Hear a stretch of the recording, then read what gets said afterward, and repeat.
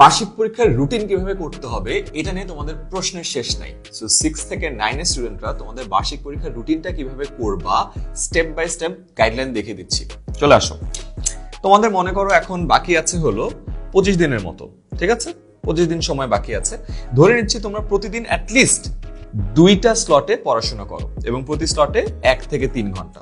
যে 1 ঘন্টা পড়াশোনা করো প্রতি স্লটে, সে 2 ঘন্টা পড়াশোনা করে, যে 3 ঘন্টা ধরে পড়াশোনা করো এক একটা স্লটে, তাহলে 2টা স্লটে 6 ঘন্টা পড়াশোনা করো।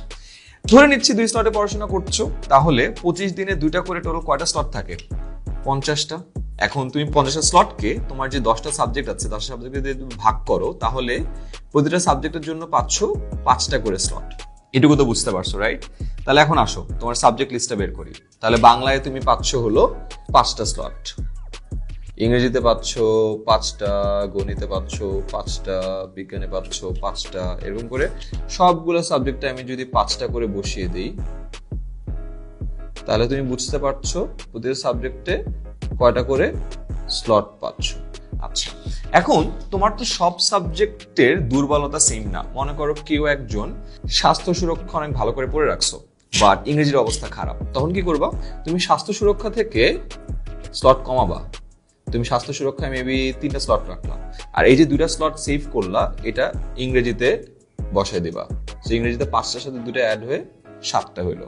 আবার মনে করো কেউ জীবন জীবিকায় অনেক ভালো, তোমার 5টা স্লট দরকার নাই, তুমি এখানে 4টা স্লট দিয়ে করে ফেলতে পারবা। এই অ্যাডিশনাল একটা স্লট যে বাকি থাকলো, এটা তোমার গণিতে উইকনেস আছে, সো গণিতে 5টা স্লটকে তুমি চাইলে 6টা স্লট বানায় রাখতে পারবা।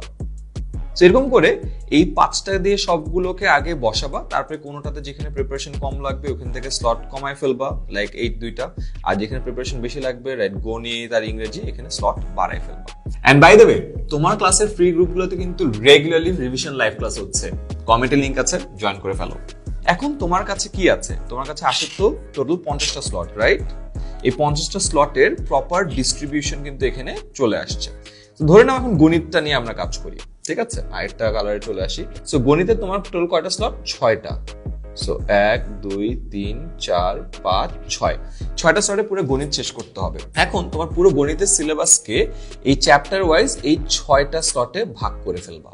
ভাগ করে ফেললে এই গণিতের 6 দিনে এক্স্যাক্টলি কি কি পড়তে হবে সেটাও গুছানো থাকবে। সেম কাজটা সবগুলো সাবজেক্টের জন্য করে ফেলবা। করা হয়ে গেলে তাহলে কি হলো, তোমার এই 25 দিন সময়ে যেটা আছে 50টা স্লটের কোন দিন কোন সাবজেক্টের কি পড়তে হবে তার একটা ডিটেইল ব্রেকডাউন কিন্তু তোমার হাতে চলে আসে।